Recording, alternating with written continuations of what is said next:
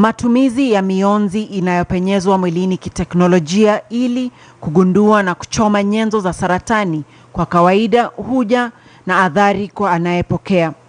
Lakini kufikia sasa, uvumbuzi wa teknolojia mpya utasaidia kutoa miale zaidi kwa wanaopokea matibabu huku athari zikiwa chache mno. CyberKnife ni aina ya kipekee ya roboti ya kupitisha miale. This is the miniature of a CyberKnife treatment machine. This is the robot with 6 angles, which is used in the factories, car factories, in industry. But this time we have a linear accelerator on the top, which gives radiation. So this is the radiation part of the machine. So the robot moves from different angles and it gives radiation from different points very precisely. There is 1,200 points that this machine can give radiation from different spots. It is robotic. Roboti hii inaangazia kutibu saratani. Miale inayotoa ni ya wastani, kwa hivyo mgonjwa ana nafasi kubwa ya kupata nafuu kwani athari na makali yake ni chache. Mainly you can treat brain lesions, cranial lesions and extracranial lesions.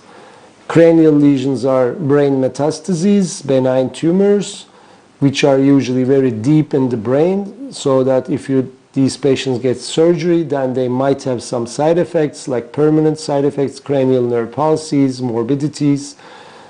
So with radiosurgery, all these side effects are excluded.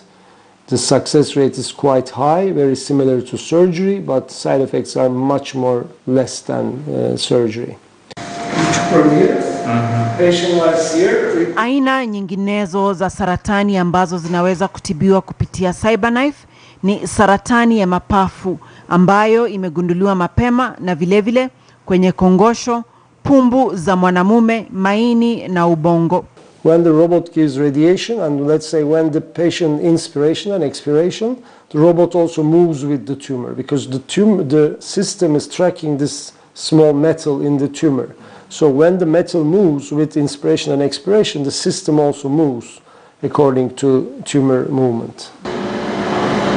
Ikilinganishwa na matibabu ya kawaida, tiba hii ya CyberKnife ni kwa muda mfupi.